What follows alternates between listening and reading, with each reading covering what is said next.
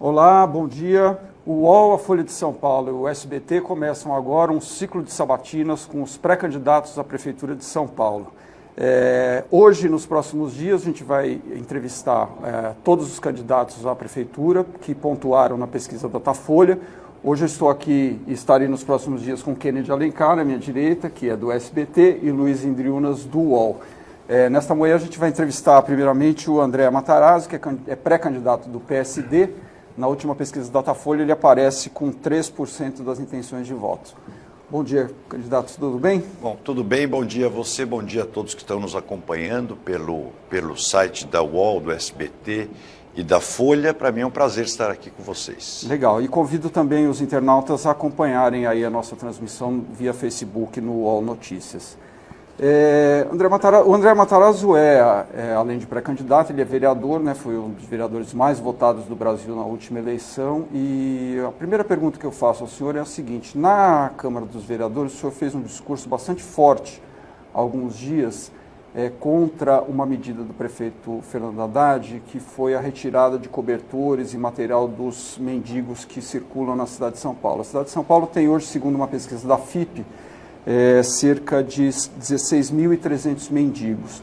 No entanto, quando o senhor foi subprefeito na Sé, na época da Kassab, Serra, né, o senhor foi acusado por seus adversários de ser higienista. Inclusive uma obra polêmica que o senhor comandou ali, que foi a construção de umas paredes num túnel na saída da Avenida Paulista, foi classificada como uma obra anti-mendigo. No centro de São Paulo também, na região da Cracolândia, a administração da qual o senhor fez parte, tinha todo um projeto de uma nova luz, chegaram a demolir um quarteirão inteiro que, no entanto, nada foi para frente e hoje virou ali um foco, né, não só de mendigos, como de viciados, etc.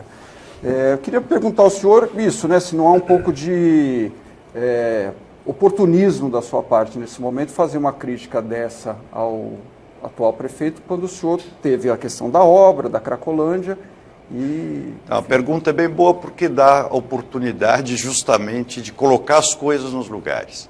O oportunismo foi terem me chamado de higienista à época, porque o meu papel sempre foi justamente reduzir as desigualdades em São Paulo. E isso, acho que esse é o papel, inclusive, de um prefeito que tem uma visão correta da cidade. Querer que as pessoas tenham abrigo, tenham lugar para tomar banho e que sejam tratadas e acolhidas, não é nenhum higienismo. Esse era o papel que eu tinha, era o que eu queria, que não se abandonasse as pessoas à própria sorte. Deixar essa população de rua à própria sorte, como fica hoje, para mim é omissão de socorro, é irresponsabilidade do poder público. Tanto que, no período que eu estive na prefeitura, gestão Serra e do Kassab, não teve nenhuma morte de nenhum morador de rua. No entanto, aqui foram 6 pessoas que morreram nesse último ano. Então, você disse bem, meus adversários chamavam de higienista, e eu acho o seguinte: é muito fácil criticar quando você não tem problemas a resolver, né? Eu acho que também é, de certa forma, irresponsável ideologizar uma questão para você não fazer nada, que é o que acontece hoje. A Cracolândia, ela não virou nada. Ela era assim. Nós conseguimos contornar o problema, combatendo o traficante, separando muito o que é traficante e o que é dependente químico. Tratando o dependente químico, inclusive com o projeto Equilíbrio que nós tínhamos lá na Barra Funda, num clube da cidade de lá, que esta gestão fechou, ela atendia 300 e poucas crianças da região central, né? E hoje, qual é a assistência que a população de rua de São Paulo tem hoje? São mais de 16 mil, são cerca de 18 mil se você considerar alguns que estão em abrigos e não estão no centro. Olha, mesmo o padre Júlio Lancelotti, que não era nenhum simpatizante meu, tem criticado bastante o que se faz hoje. Eu acho que você, insisto, ideologizar uma questão é a justificativa para você não fazer nada, para se omitir, para não enfrentar o problema. Eu não tenho medo de enfrentar o problema, principalmente se for para salvar vidas e para trabalhar por quem eu sei que precisa. Vereador, mas a gente também está... Outra questão aí da cidade é a questão das marginais.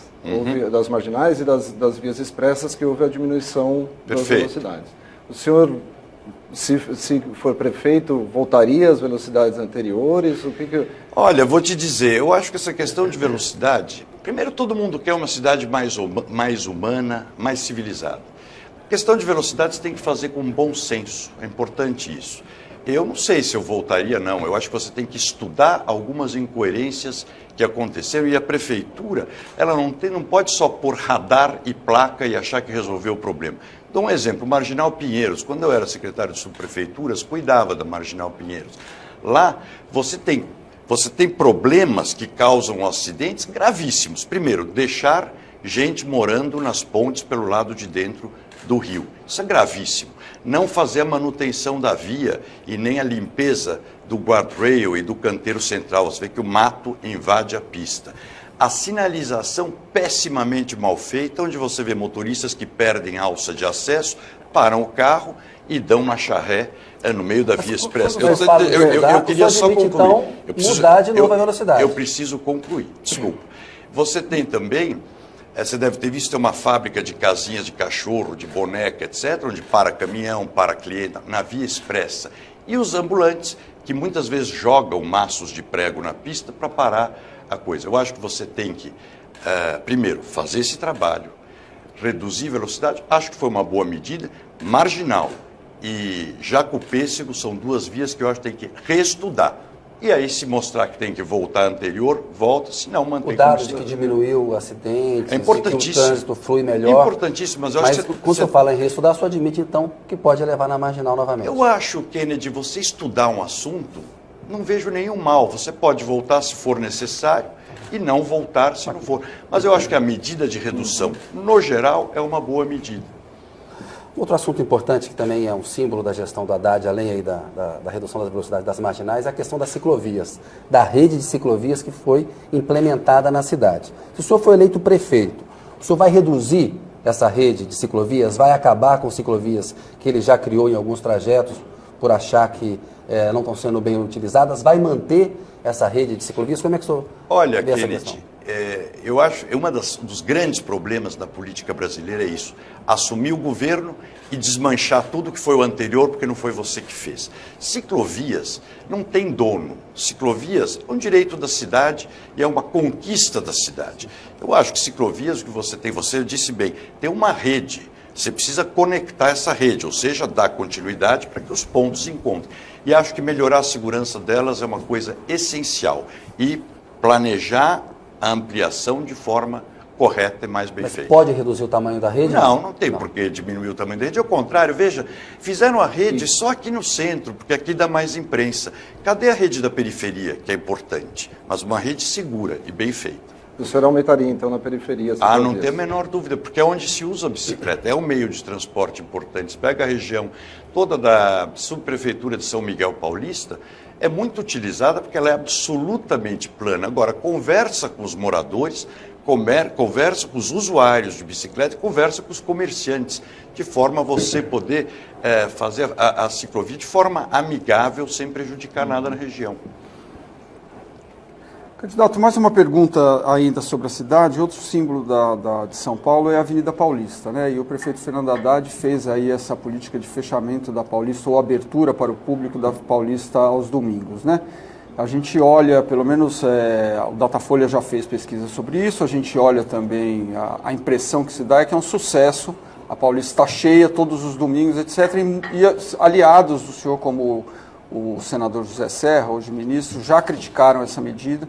Eu gostaria de perguntar ao senhor qual seria, se o senhor for eleito, a política para a Avenida Paulista e outras avenidas ou símbolos da cidade onde a população hoje, na prática, tem usado. Né? Quer dizer, perfeito. Eu só queria completar da pergunta anterior. Você falou que eu fiz paredes no túnel da Paulista. De fato, fiz. Não era para questão de morador de rua. Isso os adversários falaram. Era para questão dos assaltos que aconteceriam constantemente lá, em função de pessoas que ficavam lá aguardando o trânsito parar para quebrar o vidro dos carros, roubar as bolsas das mulheres e outro tipo de assalto.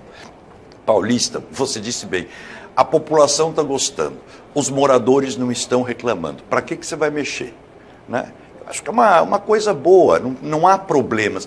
O que eu acho que é muito reducionista nós discutirmos só essas medidas aqui. São Paulo tem problemas gravíssimos, a começar pela falta de lazer na periferia da cidade. Então você tem que estender esse tipo de medida por enquanto também, em outros lugares, onde os adultos, os idosos e os jovens não têm alternativa de passear num parque como o Trianon ou como o Ibirapuera. Eu acho que funcionou bem na Paulista, faça estudos em outras regiões e implante em outros lugares. Agora, mais do que isso, até importantíssimo na periferia, a implantação de parques. E agora, ainda pela cidade, com relação ao Uber e a questão da política de liberação do Uber e para os taxistas. Além disso, há uma polêmica muito grande com relação à presença dos táxis nos corredores de ônibus, né? Há pesquisas que dizem que aumentaria em 30% a velocidade sem os táxis ali. Então, essa é uma questão que tudo, como tudo aqui, ficou um pouco fla-flu, né? Ninguém consegue discutir mais nada. Ou se é a favor ou é contra, não tem. Você deve lembrar que alguns meses atrás, o noticiário sempre era que o táxi era péssimo, etc. Você vê que o táxi em São Paulo é de ótima qualidade, é bem avaliado. Eu fiz um projeto de lei que está na Câmara. O que você tem que fazer? O Uber é tecnologia, chegou, a tecnologia está aí para ficar, né? Isso é um negócio importantíssimo. Porém, você não pode querer que haja competição com alguém que chega aqui livremente e os outros que estão aqui estão amarrados numa legislação de 1969, cheia de controles que, por exemplo, até 2 anos atrás eram proibidos de usar GPS, os táxis. Aliás, a lei dizia que era obrigado a ter um livro, guia de ruas, encadernado em couro. Então você precisa fazer o quê? Que diz a minha lei, inclusive. Modernizar a legislação dos táxis e regulamentar o Uber para dar equivalência de competição, e quem ganha é a sociedade que tem a opção de escolhas. Então, na prática, é diminuir as taxas dos táxis e aumentar as taxas dos motoristas de Uber? Ou por que não tirar as taxas dos táxis e deixar os dois sem taxas, eventualmente? Eu acho que você tem que caminhar na direção do que vai, sem destruir coisas que estão funcionando bem. O importante para o cidadão é ele ter mais opções. Com relação às faixas de ônibus, eu fui, na época que eu estava na prefeitura, favorável que os táxis usassem as faixas de ônibus, porque é uma alternativa boa e realmente, pelo volume de táxis que tem em São Paulo, que são poucos, são 35 mil, não criam transtorno. Mas isso diminui muito a velocidade, que é uma das marcas aí, das reclamações que existem nos corredores, mas eles não alcançaram a velocidade que deveriam ter. Não, a projeção era de aumento aí de 30%, 40%. Mas não mesmo. Por causa dos táxis? 30%, 40% se você tirar os táxis? 25% só tirando os táxis. Não é mesmo. Tanto que o prefeito Haddad recolocou os táxis dentro dos corredores. 25% não pode ser. Era 25% fazendo as faixas e etc. Não, mas não tem. Esse número... Eu não tenho ele certíssimo, mas eu te asseguro que se você tirar os táxis dos corredores, você não chega em casa 25 minutos mais rápido. Candidato, aproveitando esse tema aí, o senhor seria favorável, estudaria ou já tem alguma opinião formada sobre pedágio urbano no centro? Não tenho, mas eu acho o seguinte, não é necessário. Né? Já existe um altíssimo pedágio urbano no centro, que é o estacionamento. Você já viu o que significa parar um carro no centro da cidade? Então, não é o caso ainda. Quando você fala o centro, você quer dizer o quê? O centro velho, o centro novo, o centro expandido, ou centro ampliado. Veja, o trânsito final de semana, por exemplo, na periferia de São Paulo, é pior do que o centro durante a semana, porque houve um grande aumento na frota de veículos e a periferia, como sempre, não teve nenhuma ampliação no seu sistema viário. Então, o que aconteceu, quer dizer, você tem problemas em todos os lados. Então, a gente falar por pedágio no centro, não me parece uma coisa necessária por enquanto.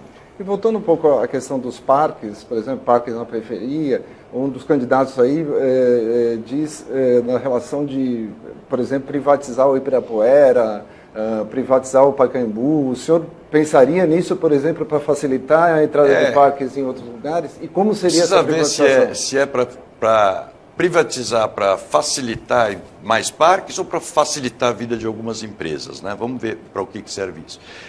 Parque do Ibirapuera não faz sentido privatizar. Você acha que a intenção dele ao propor isso não facilitar a vida de algumas empresas? Eu não sei qual é a intenção dele. Só estou te dizendo, precisa ver.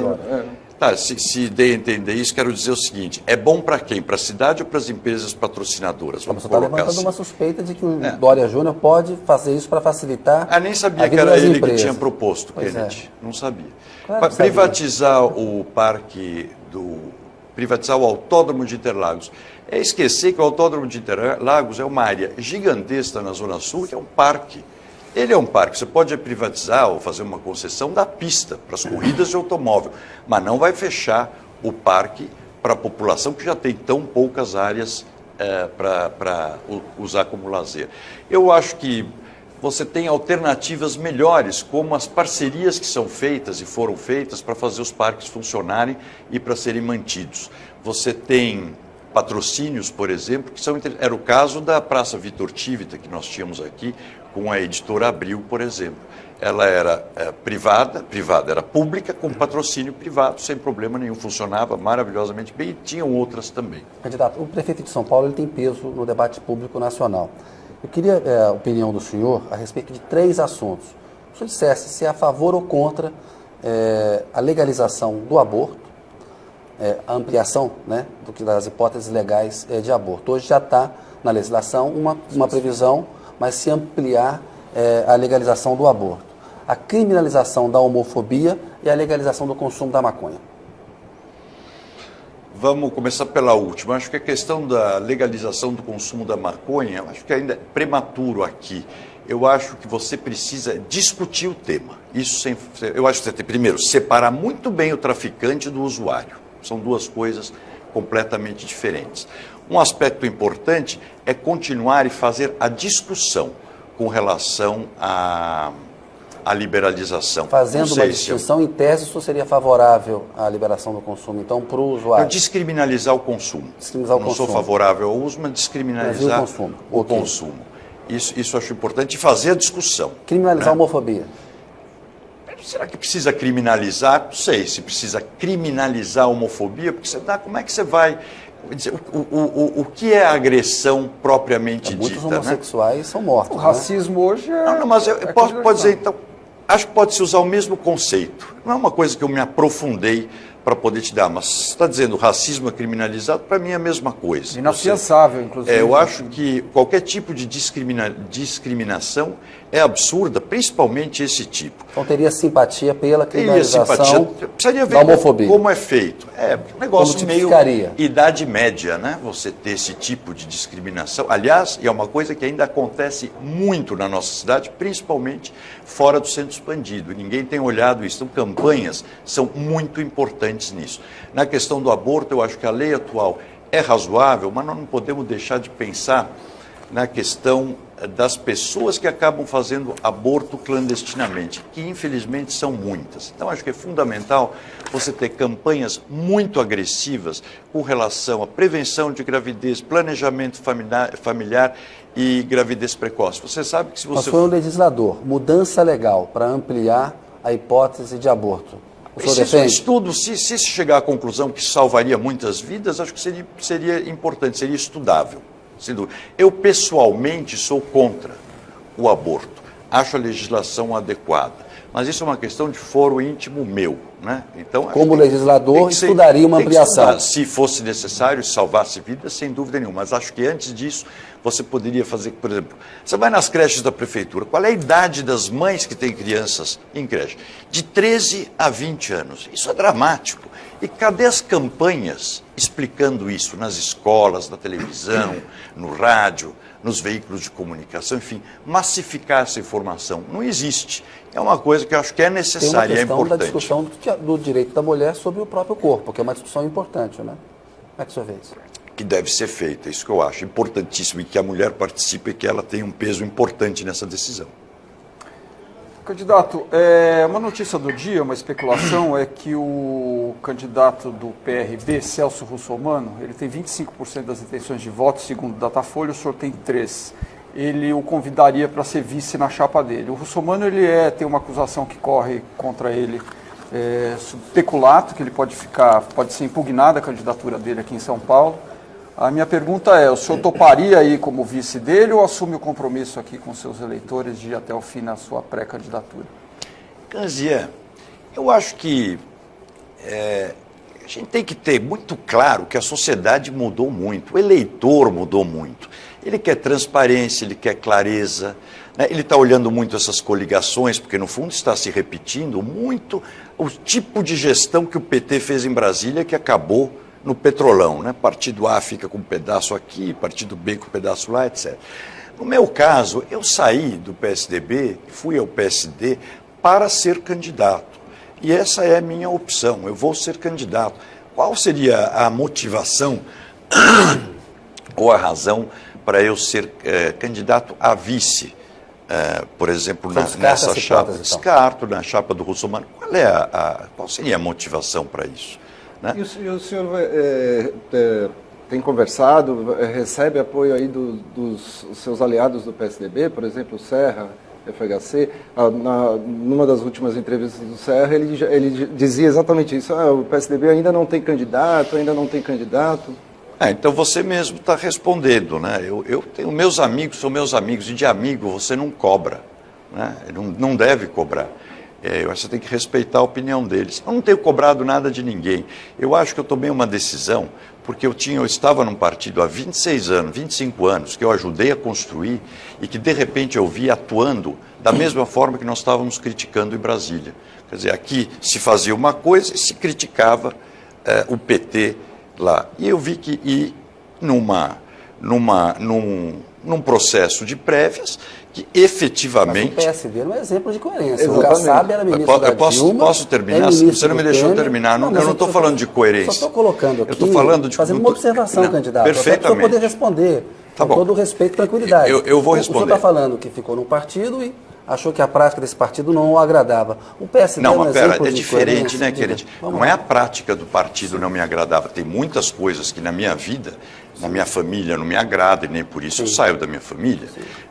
O meu pai não me agradava em algumas coisas, nem por isso eu o renegava. Você vai se moldando, claro. Mas quando te envolvem num processo onde foi fraudado e eu fui enganado, não tinha por que eu continuar. Eu não ia ficar lá concluindo o processo de prévia para eu referendar a fraude. Mas como o senhor participou da prévia, o senhor não avaliou o procedimento? Eu participei do primeiro turno. Sim. Quando eu vi a fraude documentada, fotografada, gravada, eu me retirei da prévia. E o senhor ameaçou processar, no caso, o senhor não processou? Não, eu não processei porque já há um processo do governador Goldman e do governador Zé Aníbal por abuso de poder econômico, que é o que foi feito. Sobre ir ao PSD. O PSD era um partido que eu conhecia, o projeto do PSD à Prefeitura de São Paulo. Quando Gilberto Kassab me convidou, me deu independência para fazer o projeto da Prefeitura, que ele já me conhecia bastante bem, para a cidade de São Paulo, que era um projeto de sucesso e que eu teria liberdade de implantar integralmente. Portanto, esse foi o objetivo. Eu não estava olhando a questão nacional de eu estar, eu não quero fazer, minha participação é local. Tem mágoa com o Geraldo Alckmin, governador, que apoiou o Dória? Mágoa? Eu não te diria mágoa. Você vai me dizer, eu fiquei satisfeito? Óbvio que não. Está decepcionado? Não, porque é o seguinte, tem coisas que às vezes a clareza simplificam muito as relações. Você ser claro, te dizer as coisas claramente, é muito fácil, né? Quer dizer, quando... era só ter me avisado, você não será candidato, eu não deixarei você ser candidato. Faltou clareza da parte do governador Alckmin. Faltou, claro, eu diria isso, porque eu perguntei a ele várias vezes. Mas tudo bem, isso já é passado, também eu acho que você não pode ficar remoendo o passado. Vira a página e toca para frente. Eu acho que São Paulo tem que ter prioridade na sua gestão e na sua decisão da Prefeitura de São Paulo. São Paulo tem que ter um prefeito que queira só ser prefeito. Ela não pode, uma cidade de 11 milhões de habitantes, ser usada como massa de manobra para todos os outros jogos políticos. Rapidamente, uma última questão nesse ponto. Os políticos do PSDB acusam o senhor de dividir o eleitorado tucano. Quando o senhor participa da prévia... Me acusam? Porque o senhor vai disputar o eleitorado tucano com o João Dória. Na prática, há dois tucanos aí concorrendo. Não são dois tucanos. É um eleitorado desculpa, com o qual... Não. Ficou 25 anos no PSDB. Eu sou um tucano, claro. Eu fui tucano, exato. Né? Fiquei 25 anos no partido. O João Dória está filiado ao partido. Agora. Tecnicamente, não é tucano. né? Não, acho que tucano é estado de espírito, desculpa. É visão pública. O eleitor tucano vai votar no senhor, então qual é a visão do João Dória, se ele não é tucano? Não vou eu julgar João Dória aqui, mas quem vai se julgar acha é o tucano, eleitor. o senhor está julgando que ele não é tucano. É a opinião dele, é a opinião minha, ponto. Não preciso justificar por quê. É uma opinião que eu tenho. Eu acho que você, para fazer política não é lugar para, não é show business, não é lugar para aprendiz. São Paulo tem 11 milhões de habitantes. Você precisa conhecer a cidade. Conhecer a cidade não é você, à véspera da eleição, contar quantas vezes você esteve na periferia. Isso não é isso. Você conhecer São Paulo é vivenciar a cidade, conhecer a máquina pública, ver as prioridades das pessoas, falar com as pessoas, ouvir as pessoas. Então eu acho que isso, e para isso precisa preparo. Né? A Prefeitura de São Paulo é a consagração da carreira pública de alguém, não é um cargo para dar a largada para ser outras coisas. Né? Ele é uma consagração. Veja grandes prefeitos de cidades do mundo, eles foram prefeitos e ponto, não foram, nem se aventuraram em outros. Mas o Brasil sempre há a projeção nacional. Mas mas eu estou dizendo, eu acho, a minha visão é diferente do habitual. É um direito que eu tenho, pode ser que eu seja ingênuo e esteja errado, mas é como eu vejo as coisas. O senhor falou aí da periferia, né? Eu estava olhando o Facebook do senhor, etc., e o que o senhor vem fazendo aí na pré-campanha, tem feito algumas visitas aí à periferia. No entanto, se a gente olha a pesquisa da Datafolha hoje, que o senhor tem lá os 3% das intenções de voto, o senhor tem o dobro dessas intenções na camada mais rica da população, né? Como é que o senhor vai fazer aí para atrair um pouco mais esse eleitor da periferia, né, que o senhor disse que é importante, etc., mas o senhor não tem nenhuma ressonância lá, pelo menos por enquanto, né? Primeiro, eu vou para a periferia, não é atrás de eleitor. A periferia, você tem que olhar que é uma parte da cidade onde está 50% da população, que o poder público nos últimos anos deixou ela estacionada no século XIX. A periferia, em termos de infraestrutura, precisa de tudo. Ela precisa o básico. Você vai para a cidade, para o Jardim Queira-Lux, na Zona Leste, você perguntar qual é a prioridade, vão te dizer que é pavimentação de rua, isso no século XXI. Né? Quando você vai para qualquer lugar, Cantinho do Céu na Zona Sul, vai para o Jardim Peri Alto, na Zona Norte, você vai ver coisas que você não vê na periferia de Salvador. Então, é questão de olhar para ver as prioridades, para fazer um programa de governo com uma visão diferente de cidade. Se eu conseguir transmitir isso na hora que expor o meu programa de governo, ótimo. As pessoas poderão ou não voltar. Eu não olho São Paulo como uma estratégia eleitoral. Eu olho São Paulo porque eu tenho paixão pela cidade, gosto da cidade, gosto de trabalhar pela cidade, me encantei. Vou te dizer o seguinte, eu fui ministro do Fernando Henrique, fui secretário do Covas. Onde eu me encontrei na política foi quando eu fui subprefeito da Sé e quando eu fiquei aqui na prefeitura, depois secretário de subprefeitura. É aqui que eu quero fazer política, tanto que depois de embaixador resolvi ser candidato a vereador de São Paulo. Eu gosto disso aqui. Então o meu projeto não é eleitoral. O meu projeto é de um dia poder transformar a cidade que eu cresci. O senhor é um Matarazzo, é o nome da elite tradicional de São Paulo.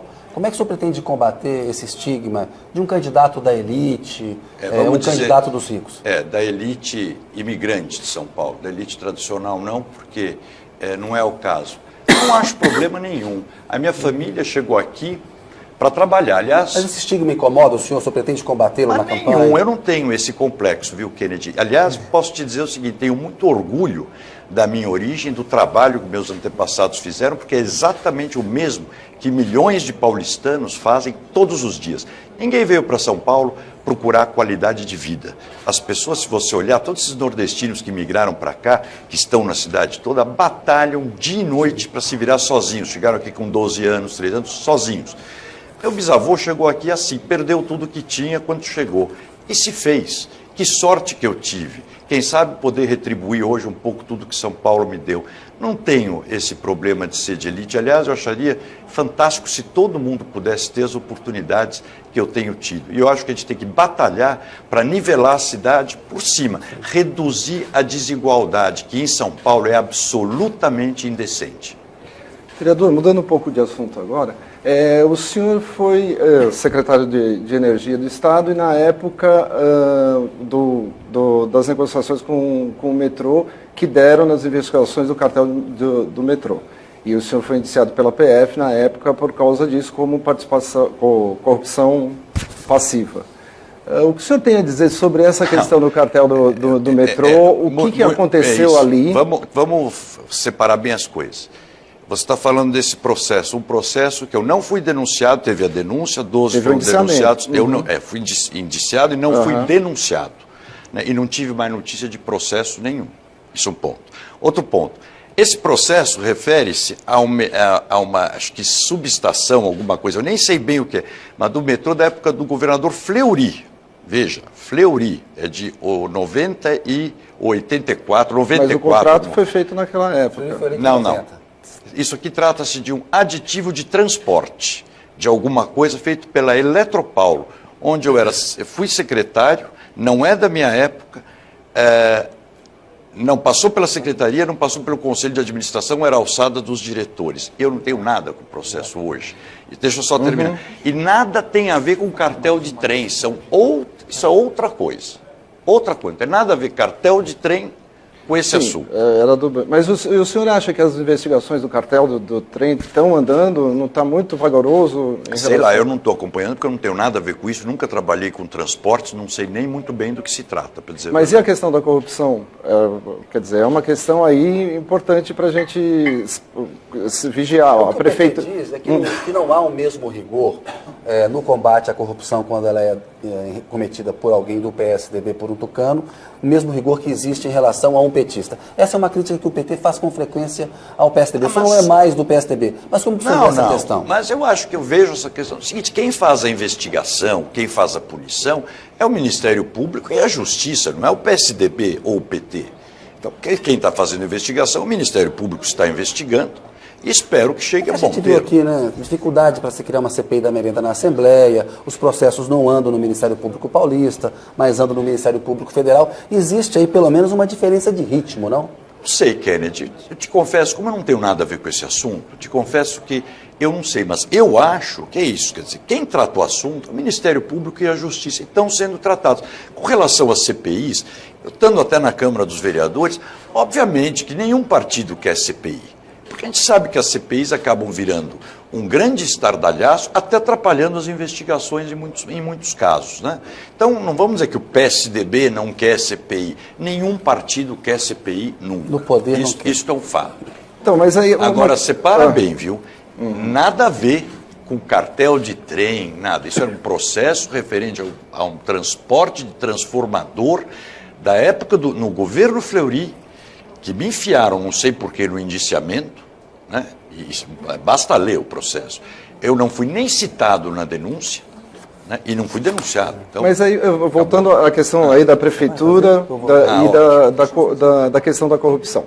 Uma das coisas, a cidade de São Paulo, mais de 90% aí, não há alvará de funcionamento nos prédios, enfim, nos prédios comerciais, nos prédios residenciais, e isso é um grande alimentador da corrupção de fiscais, que inclusive na época da prefeitura do Kassab, do Serra, houve lá uma forte denúncia com relação a isso. O que o senhor faria, então, para tentar...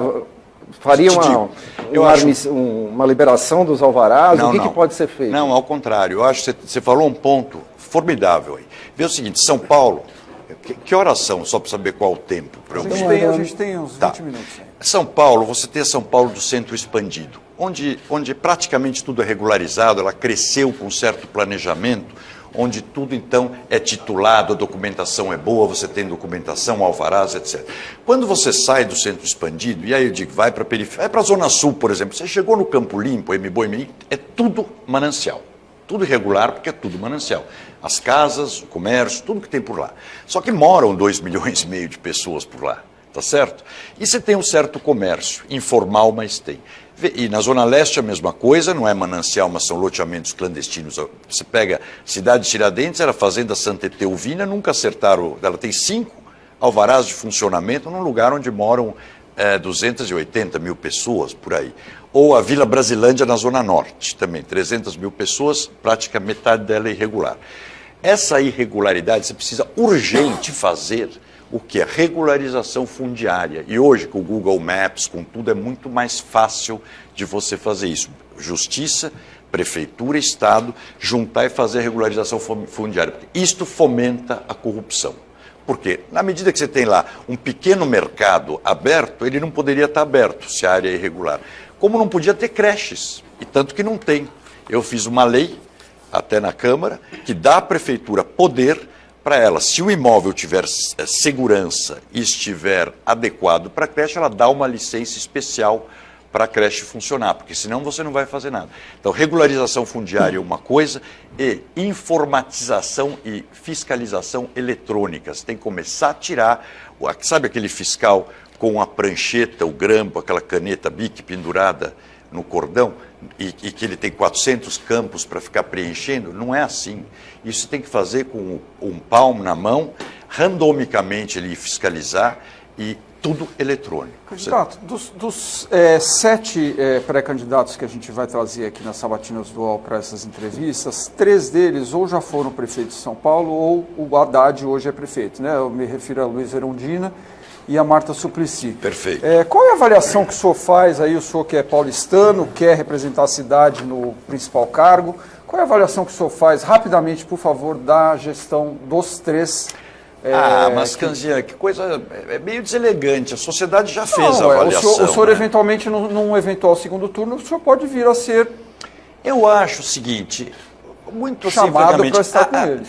As 3 gestões do PT, coincidentemente, e não é uma coincidência, foram muito ruins, equipes muito ruins, projetos sem planejamento, né? Veja, a Erundina é uma ótima pessoa, mas primeiro não tinha experiência nenhuma. Esse é outro problema, hein? Sentar na cadeira de prefeito sem experiência, achar porque foi bom administrador privado, vai ser bom administrador público, é como um motorista de carro achar que vai pilotar bem o Boeing, porque os dois são transporte. São coisas diferentes. João Dória Júnior, hein? Da inexperiência, eu acho gravíssimo não ter experiência, acho mesmo, de gestão pública, senão não vai fazer a máquina andar. Mas, por exemplo, vídeo Erundina, vídeo Pita. Então, digo, Erundina, equipe muito ruim.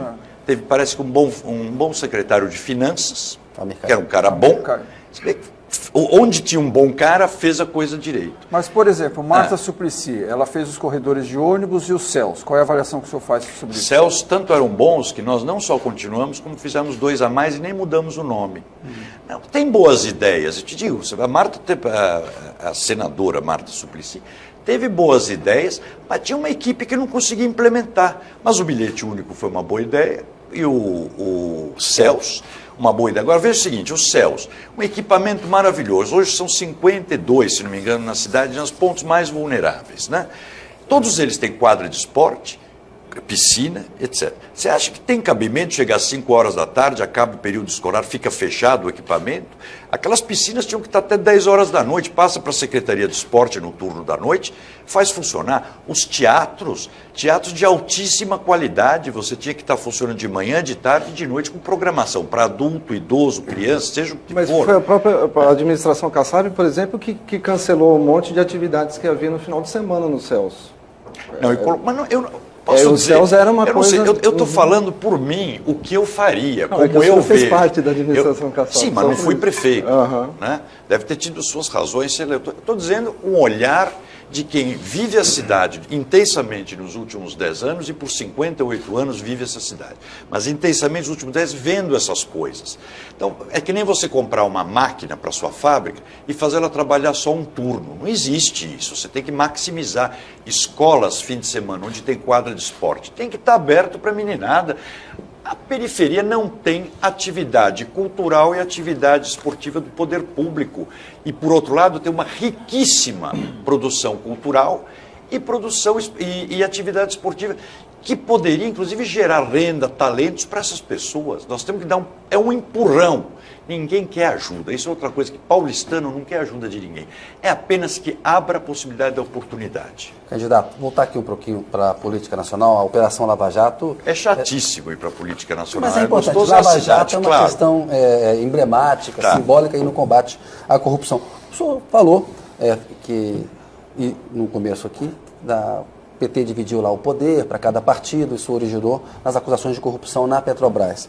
As investigações, de fato, o maior foco das investigações recai sobre o PT, o PMDB e o PP. No entanto, há delações em relação ao senador Aécio Neves, uma acusação de que ele foi beneficiário de propina de Furnas, ele nega. O ex-governador José Serra, hoje ministro das Relações Exteriores, aparece no chamado listão da Odebrecht. O Serra diz que todas as doações que ele recebeu são legais, mas está lá, há uma delação da Odebrecht a vir por aí que tem assustado políticos de A a Z. E houve um vídeo com o então presidente do PSDB, o Sérgio Guerra, em 2009, em que a Procuradoria-Geral da República interpreta aquele vídeo como um pedido de propina de 10 milhões de reais. O senhor esteve no PSDB durante 25, 26 anos, como o senhor falou, por isso que eu estou fazendo essa pergunta para o senhor. E, se for prefeito de São Paulo, uma voz importante no debate público. Que impacto a Lava Jato vai ter sobre, particularmente, o Serra e o Aécio, e sobre o PSDB, do modo geral, na questão da corrupção, da imagem de um partido que também se cedeu à corrupção? O Kennedy, também é o seguinte, que você está falando, né? PSDB não era governo. Então, falar de... é muito difícil, são coisas completamente diferentes. Propina da Petrobras, de não sei o quê, etc. Não tem nada a ver com o PSDB, que era oposição. É que a investigação é muito mais ampla. Tudo bem, então, surgiu lá né? coisas de contribuições de campanha. Essas empresas contribuíram para todas as campanhas durante todos os anos. A meu ver, primeiro, Lava Jato é importantíssimo. Por outro lado, são denúncias de delatores. Isso vai ser apurado, vai ser investigado, vai ser punido. Aí que está, são os mesmos promotores e o mesmo juiz que está fazendo tudo. Então, eu acho que... eu acho o Serra, que todo mundo sabe bem da minha ligação com ele, da minha amizade com ele, dos homens públicos mais sérios e competentes que o Brasil tem. E tenho a sorte de ter esse relacionamento com ele, como tive com o Covas, com o Fernando Henrique, com o Goldman e tantos outros, a Luiz, etc. Eu acho que isso aí, a verdade vai ser colocada direitinho. O que não dá é achar que é todo mundo igual. Né?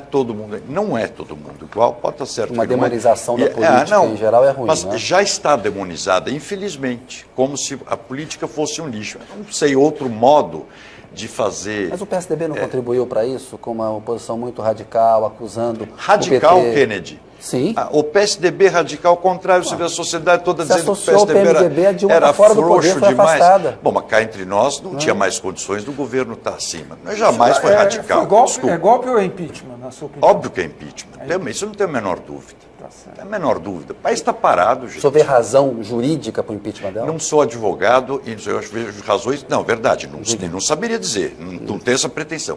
Mas que não tinha condições mais... demanda isso. Não tinha mais condições de governar nenhuma. Razões políticas, mas o Não tinha impeachment condições de só por governar. natureza política não pode ser classificado como um golpe parlamentar? Não acho. Não acho. Candidato, mais uma pergunta sobre a cidade. Uma das pessoas e um dos líderes aí que mais tem feito barulho ultimamente, inclusive depois aí do processo de impeachment da presidente Dilma Rousseff, é o líder do MTST, Guilherme Boulos. Tem aí cerca de 6 mil, 7 mil pessoas acampadas, né, em lugares que foram invadidos aí pelo MTST na cidade de São Paulo, e tem um outro problema aí de outras organizações, né, de sem-teto, que invadem prédios privados no centro de São Paulo. Queria saber qual é a sua política em relação a isso. Quer dizer, vai fazer alguma política de desapropriação? Como é que vai ser o relacionamento com a polícia, por exemplo, quando houver invasões? O senhor vai pedir para desocupar imediatamente? Como é que vai ser a sua gestão nessa Eu acho, Canzié, certamente não será a política da atual gestão, porque é uma não política. Né? O que você tem que fazer é implementar os programas de urbanização de favela, que são importantíssimos e transformam. Vale a pena conhecer aqui Paraisópolis, por exemplo, a parte que foi urbanizada e a parte que não está urbanizada, Cantinho do Céu, na Zona Sul também, várias outras que nós fizemos, que para mim, é um dos trabalhos mais importantes e bonitos que eu já vi. Você tem no centro de São Paulo hoje cerca de 150 prédios invadidos. Né? E o Guilherme Boulos sempre ele está aí movimentando tal, está no direito dele, né? É o papel dele. O que você tem que dialogar com essas entidades, eu não tenho a menor dúvida. Agora, como é que você vai desocupar 150 prédios? Né? É uma questão difícil de ver. Então aí vai ter que ter uma negociação dura e longa com os proprietários, com os próprios ocupantes e com a prefeitura. Tentar acoplar isso a programas de venda de imóveis. Por exemplo, para agilizar isso? Porque a impressão que você tem é o seguinte, os prédios estão lá, as pessoas não têm onde morar, as pessoas invadem. Só que a prefeitura também não se mexe. Sim, mas também não é bem assim como você está falando, né? Não são organizações que invadiram, né? Sim, independente mas pessoas estão vivendo sociais, lá, que pessoas que movimentos não sociais. Então, você vai ter que sentar com eles como nós fizemos Mas como agilizar isso? Agilizar é sentar, discutir, ver programas de retrofit desses prédios e de venda, financiamento e venda desses prédios para quem já está lá. Tentar priorizar quem já está lá. Que é injusto, de certa forma, porque você está furando a fila de outros. Né? Mas tem que fazer. O senhor priorizaria quem está já dentro do prédio? Ou o senhor tiraria e colocaria na fila? Você tem que conversar muito. Vou te dizer o seguinte, é boa a sua colocação, porque é isso. O que precisa é fazer alguma coisa. Não dá para simplesmente deixar o proprietário com o prédio ocupado, os ocupantes sem saber o que vai acontecer com eles e o centro da cidade daquele jeito. E o aluguel social seria uma solução? Tem várias. O aluguel social, o retrofit e a venda que existe. Quer dizer, acho que cada caso é um caso, mas você falou a palavra-chave, precisa uma solução e rápida e tentar impedir novas invasões. Como é que você tenta fazer isso? Com o programa de habitação. O que eu falo, gente, São Paulo você tem em torno de 3 a 4 bi para investir todo ano. Se você olhar as prioridades das pessoas, você consegue fazer. Não dá para ficar brincando de fazer concurso de originalidade de projeto, grandes projetos, Arco do Futuro, Fura-Fila. Não, todos os projetos que é um bom marketing, mas que depois não decolam, torra dinheiro. São Paulo está precisando fazer investimento no básico, travessia de córrego, saneamento, habitação social, tudo. Só sair do centro expandido e dar uma volta. Tem dinheiro para isso? Tem dinheiro. Você vai fazer tudo de uma vez? Não vai. Mas pavimentar a rua, por exemplo, é uma coisa barata e muda a vida das pessoas. Uma rua de terra aqui, não passa carro, a pessoa no dia de chuva não entra nem sai, a não ser com aqueles sacos plásticos até aqui. Não entra polícia, não passa polícia, não chega ambulância, as compras não são descarregadas, não tem correio, a pessoa fica isolada. Quer dizer uma coisa, estavam falando de Uber, aplicativo, etc. Você sabe como é que é marcar uma consulta numa UBS em São Paulo no ano 2016? Tenta ligar para lá e fala, eu quero marcar hora. No médico vai falar, minha senhora, agendamento, a senhora tem que vir pessoalmente. Está aberto amanhã? Não posso dar essa informação. Você tem que pegar o ônibus e ir até lá. Se você chegar lá e estiver fechado, você pergunta, amanhã vai estar aberto? Só passando aqui, minha senhora, eu não... Aí você vai no dia seguinte, está aberto. Então você senta, pega a senha, espera lá 4 horas, aqui você precisa de um dermatologista. Tudo bem, a senhora volta aqui em maio de 2017. Ou seja, se você tiver um melanoma, acabou.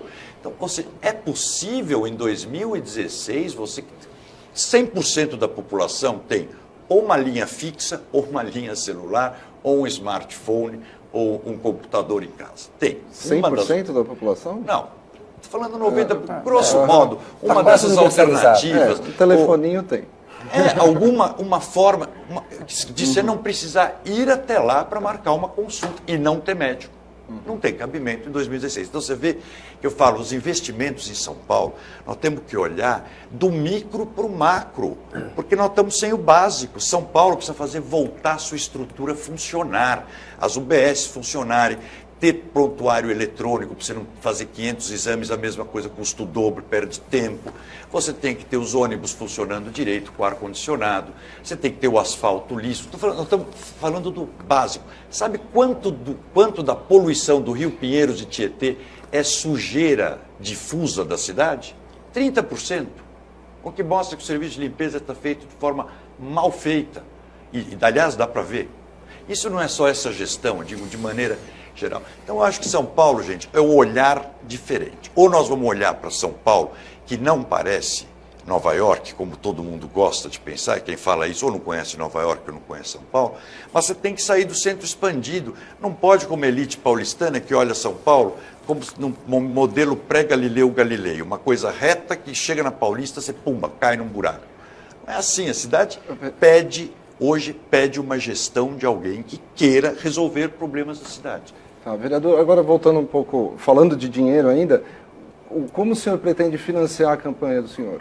agora que mudaram todas as regras, enfim, e tem todo esse medo. Então, Financiamento privado. Financiamento privado acabou. Tem um furo, né, que ninguém fala e ninguém pergunta. Candidato pode gastar quanto quiser. Então, o senhor vai enfiar o dinheiro no bolso, não? Eu Como é não que o senhor vai tenho. fazer?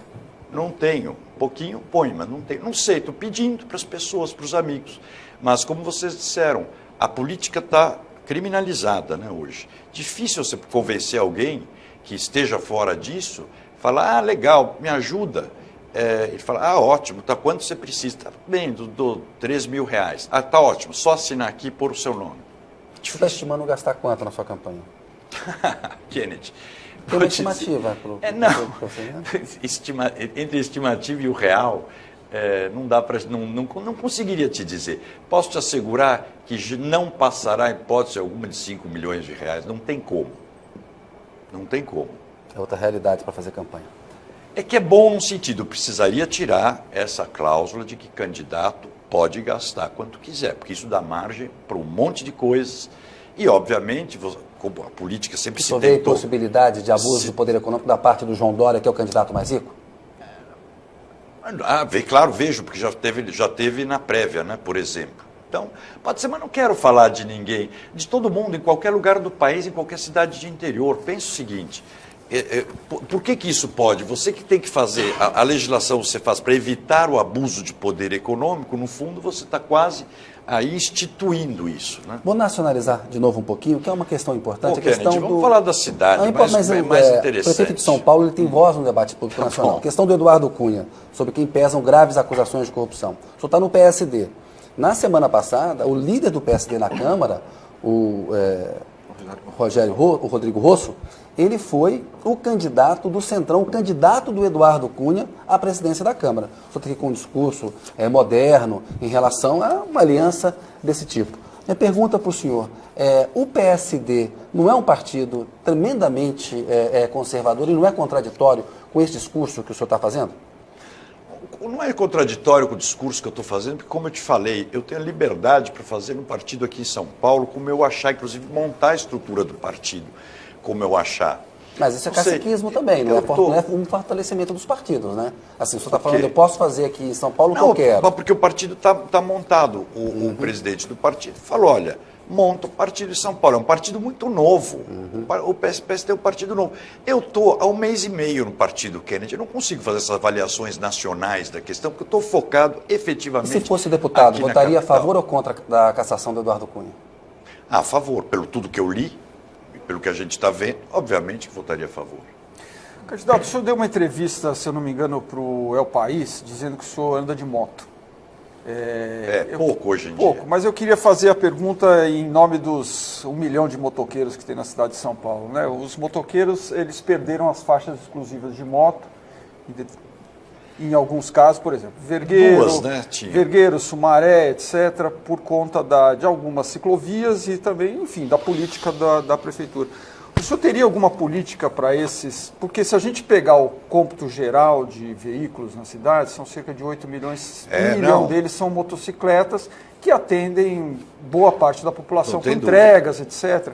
Qual seria uma política para esse setor aí que é bastante representativo? Olha, Kanzia, você falou, eu tive com eles outro dia, até para conversar sobre isso. Tem que conversar muito com eles, mas tem que disciplinar o uso da moto, a fiscalização não, mas o licenciamento delas, as condições das motos, nas questões de segurança para os motoqueiros. São 2 por dia que morrem, né? Fora os que ficam com sequelas de acidentes. Mas é preciso fazer alguma coisa conversando com eles. A revelia, acho que todo mundo já viu que não faz, não consegue. Vira um caos. Eu tenho certeza que qualquer discussão relativa à segurança, eles topam fazer e será bem-vinda. Você quer ver uma coisa, por exemplo, que derruba a gente de moto? Quando fazem os concertos na rua, não colocam aquelas placas de ferro? Aquelas placas de ferro, quando chove ou garoa e elas têm poeira, passa com a moto em cima, é tombo na certa. Então, buraco, a mesma coisa. Então, tem uma série de coisas que dá para discutir, dá para melhorar.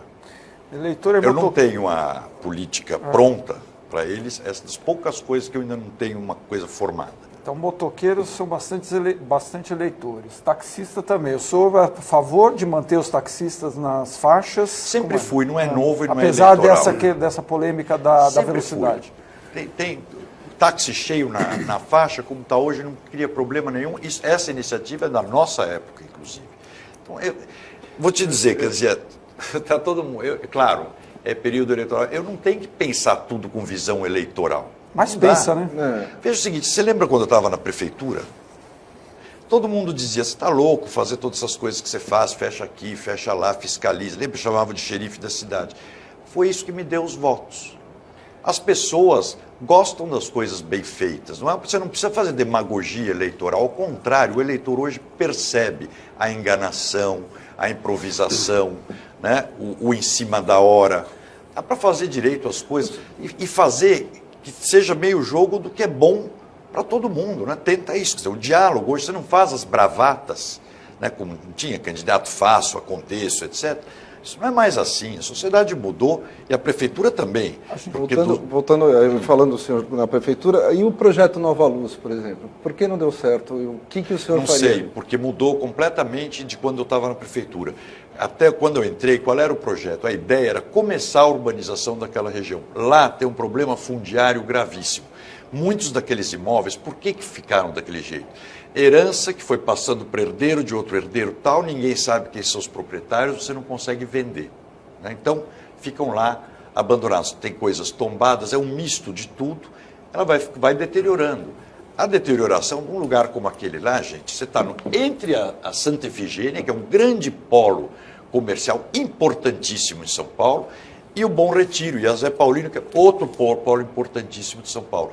Lá você pode, e além do polo cultural que tem lá, Museu da Língua Portuguesa, Museu de Arte Sacra, Sala São Paulo, Pinacoteca do Estado, enfim, N outras coisas. E cheio de infraestrutura, metrô, trem, etc. Você não pode deixar aquela região abandonada e a população que mora lá refém do tráfico. Então a ideia eram 5 quarteirões que nós tínhamos no meu projeto original, para justamente começar um processo de habitação, porque também lugar onde à noite não tem ninguém andando, vivendo, ela começa a deteriorar, para aí a transformação se daria naturalmente. Zé Paulino, Santa Efigênia, 25 de Março e Brás são verdadeiros shopping centers a céu aberto. O poder público tem que cuidar daquilo e não tratar. Hoje, empreendedor, comerciante, prestador de serviço em São Paulo é tratado quase como adversário. Tantas dificuldades e obstáculos que se põem na frente deles. Nós temos que facilitar a vida dessas pessoas. A dívida da Prefeitura de São Paulo. O governo Temer acabou de fazer um acordo com os estados, estendeu aí, alongou o perfil da dívida, até de empréstimos lá com o BNDES, suspendeu o pagamento das parcelas até o final do ano. Se eleito prefeito da capital, o senhor vai engrossar o movimento para isso ser estendido aos municípios e acha que tem espaço fiscal na União para um acordo desse com os municípios? São Paulo acabou de fazer a renegociação da dívida dela em condições bastante razoáveis, que dê um fôlego, um espaço para respirar. Eu acho que não adianta você pleitear um impossível, né?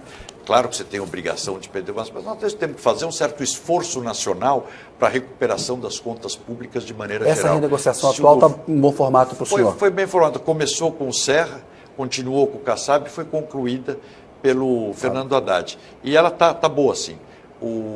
Aliás, uma das coisas boas que até a gestão teve bons secretários de finanças na prefeitura.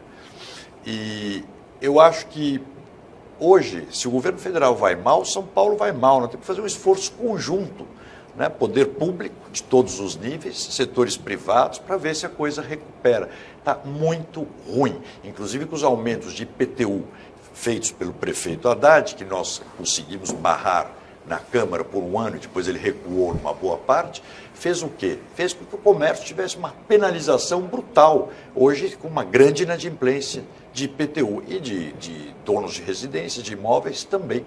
Então eu acho que você também tem que tomar um certo cuidado, como eu disse, como poder público você tem que ser o facilitador né, daqueles que te geram receita e não um complicador. Então, o setor da construção civil ele tem reclamado do plano diretor, por exemplo, que teria engessado investimentos deles. O senhor concorda com isso? Alguns lugares concordo, sim, não é nem que engessou o investimento deles, engessou a cabeça do consumidor brasileiro. O consumidor brasileiro, para comprar um imóvel, ele tem características, é uma questão cultural. Você vai comprar um imóvel sem garagem, vai ter dificuldade de vender. Você pode até não ter carro, mas você já não vai querer sem garagem, porque dá que eu quero vender para alguém que tenha carro, vai me restringir o mercado. É muito nisso. Tanto que você vê que teve ajustes na lei de uso e ocupação então, do hoje solo. Tem uma garagem, né? E eu, por exemplo, deixou uma garagem. Não é algum crime deixar uma garagem no imóvel, não. E isso resolve o problema de mercado. Agora nós conseguimos suspender a lei o Código de Obras de São Paulo. Por quê? Porque foi aprovada na Câmara em primeiro turno, né, sem o quórum mínimo necessário. Você não pode deixar essa insegurança jurídica. O que vai acontecer? O setor de construção civil vai fazer o que quer, entrando com ação contra o Código de Obras, alegando que ele não tem validade, faz o que quer. Esse é o papel, acho, do vereador. Na Câmara, nós conseguimos, com a ajuda da Justiça, belas vitórias aqui para o cidadão de São Paulo, para o contribuinte. Candidato, mais uma vez, então, em nome da Folha de São Paulo, do UOL e do SBT, quero agradecer a presença do senhor aqui mais uma vez. Nosso tempo chegou ao final. Queria convidar os internautas também a assistirem os outros debates que a TV Folha, o UOL, a Folha e o SBT farão aqui nos próximos dias com os pré-candidatos a prefeito de São Paulo. Agradeço mais uma vez, obrigado e até uma próxima. Eu que agradeço a vocês, aos patrocinadores do evento, a vocês jornalistas, porque é bacana discutir a cidade, né? E a gente vê que todo mundo hoje está bem mais interessado nos problemas da cidade do que alguns anos atrás. Certo, muito obrigado. Obrigado. Obrigado, Kennedy.